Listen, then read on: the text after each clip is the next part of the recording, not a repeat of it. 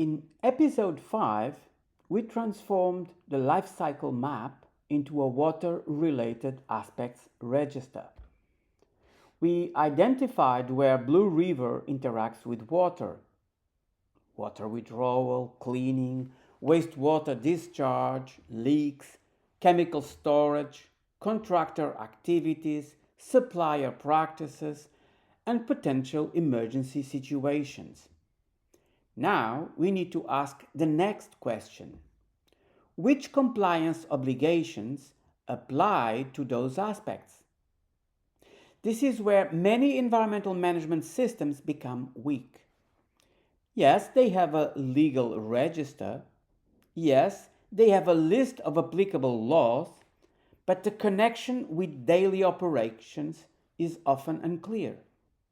In this episode, we'll connect compliance obligations with real controls, real responsibilities, real monitoring, and real evidence. We can summarize this episode as from compliance obligations to operational control. If BlueRiver determines wastewater discharge as a significant aspect, then it must understand which discharge limits, permit conditions, sampling duties, and reporting requirements apply. If BlueRiver stores cleaning chemicals near drains, it must understand which storage, containment, labeling, inspection, and spill response obligations apply.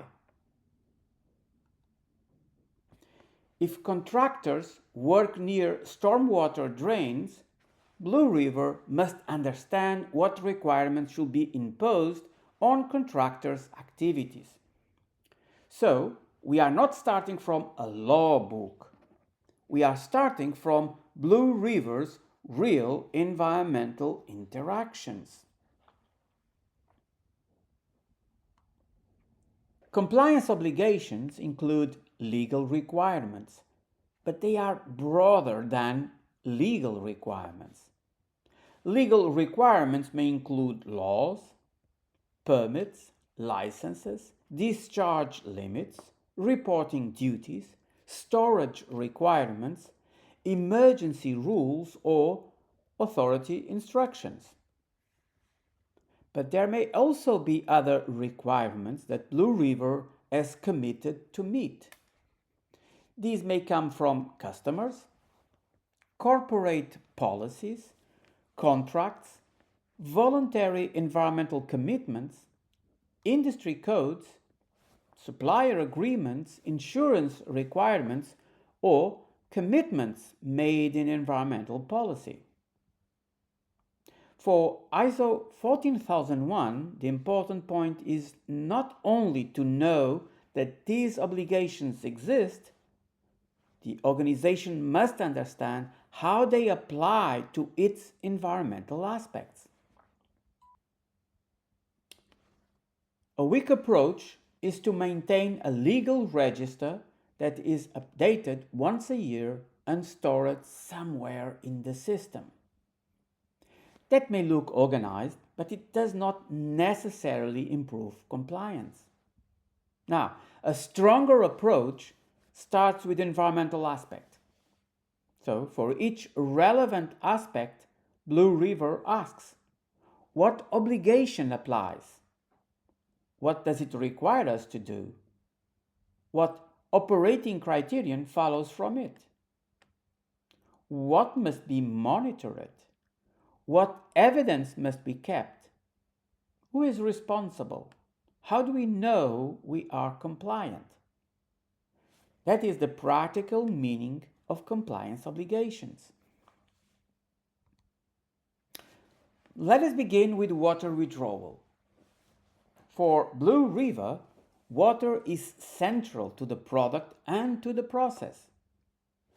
Depending on the source of water and the local regulatory context, BlueRiver may need authorization, metering, reporting, or compliance with restrictions during drought periods. And don't forget efficiency or conservation commitments.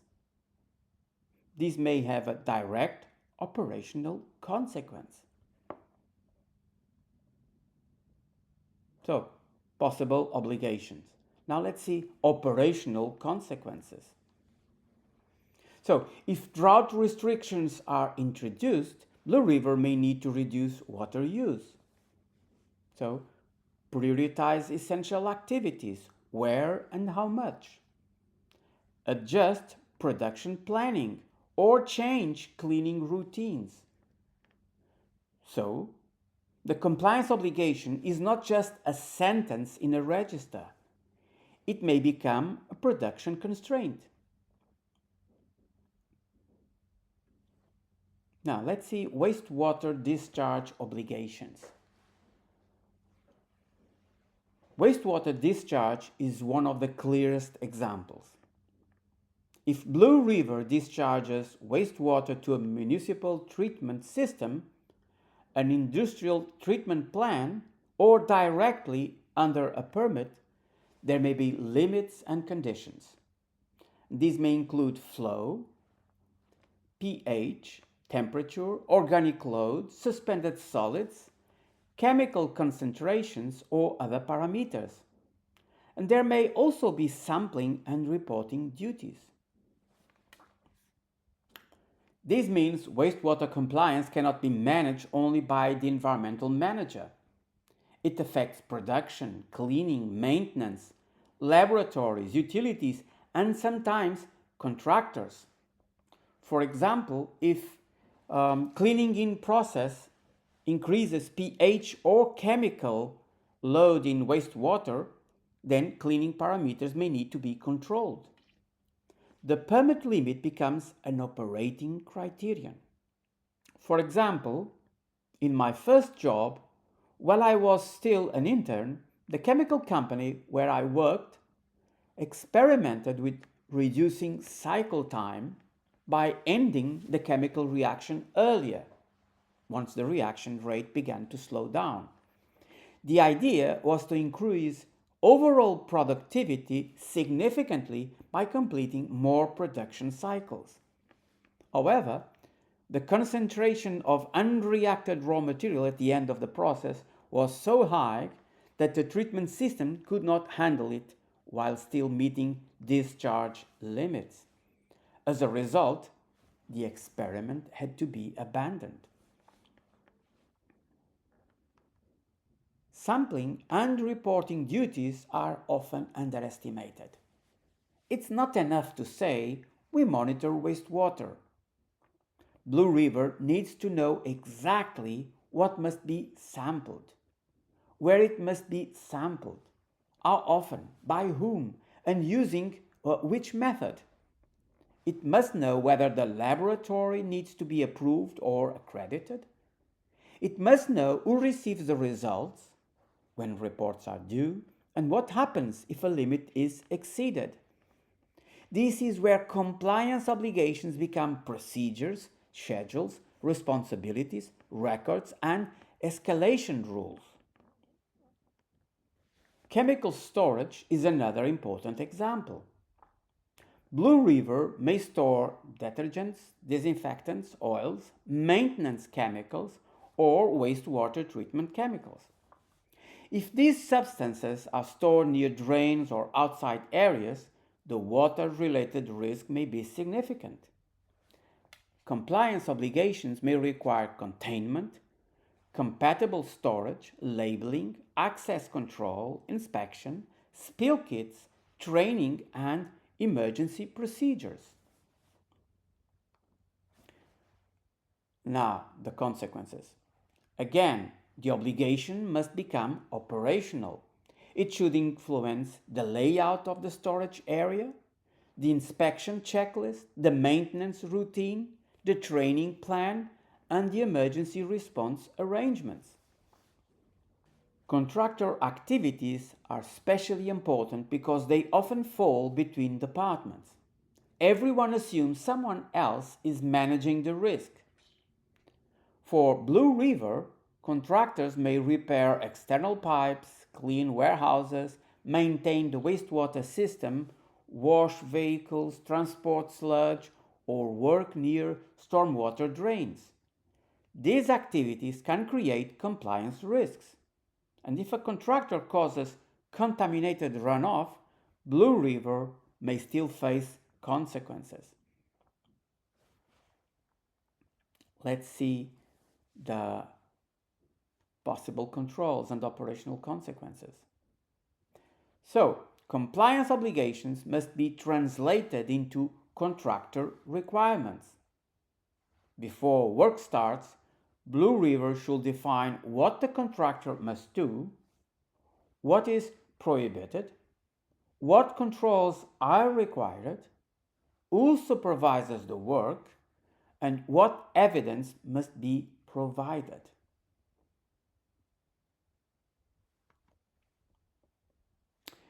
And remember, compliance obligations are not always static. They can change when environmental conditions change. For example, if drought restrictions are introduced, BlueRiver may face temporary limits on water use, additional reporting duties, or restrictions on non-essential water uses. And this connects directly with the context analysis from earlier episodes. If water scarcity is a relevant environmental condition, then BlueRiver should monitor it. The EMS should not wait until someone accidentally discovers a new restriction. This also connects with planning of changes. If a drought restriction appears, BlueRiver may need to review production planning, cleaning routines, water reuse options, communication with authorities, and emergency priorities.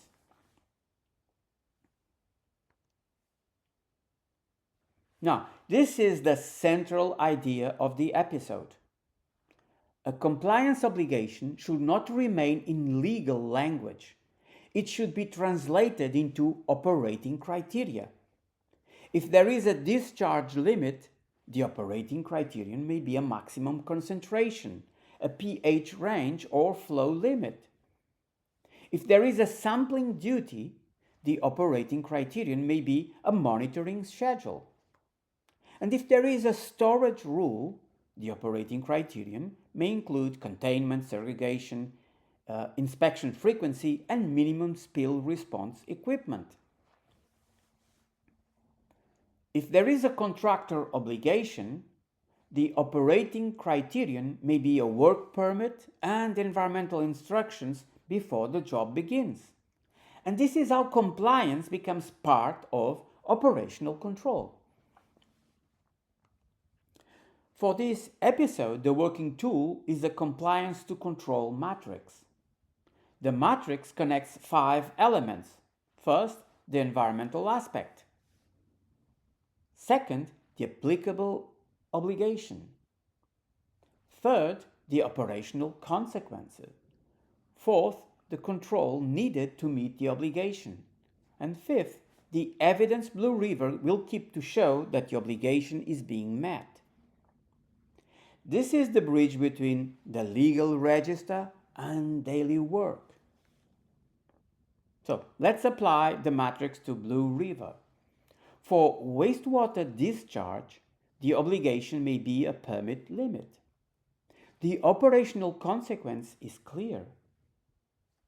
Wastewater must remain within defined limits, and that requires monitoring, possible pre-treatment control, and evidence such as laboratory results and reports.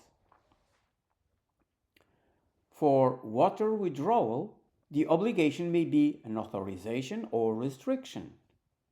The operational consequence is that water use must be measured, reviewed, and controlled. Now, for cleaning in place, the obligation may not mention cleaning in place directly, but cleaning affects wastewater quality. Therefore, cleaning recipes, chemical dosing, and rinse cycles may become operational controls. For chemical storage, the obligation may require containment and spill prevention.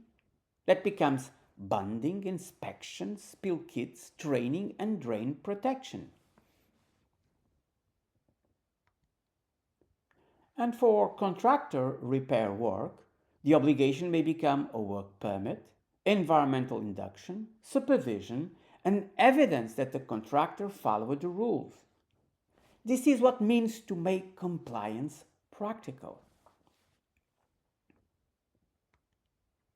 So, the output of this episode is a compliance to control matrix. This matrix helps BlueRiver avoid a common problem: having compliance obligations documented but not operationalized.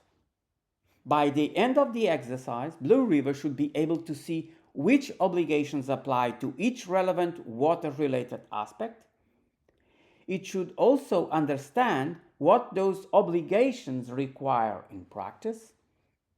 And that means defining operating criteria, controls, monitoring, reporting, responsibilities, contractor requirements, and evidence. And this prepares BlueRiver for the next step, deciding how to plan and integrate actions into the EMS and into business processes. Compliance obligations should not live only in a legal register. They should shape how the organization works. So, for BlueRiver, a wastewater limit may influence cleaning recipes.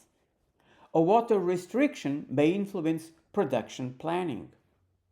A storage rule may influence layout and inspections. A contractor obligation may influence work permits and supervision. And a reporting duty may influence monitoring schedules and responsibilities. So, the practical question is not only which obligations apply, the deeper question is, what must BlueRiver do differently because these obligations exist? That is how compliance obligations become part of environmental management. And that is how the EMS moves from documentation to operational discipline.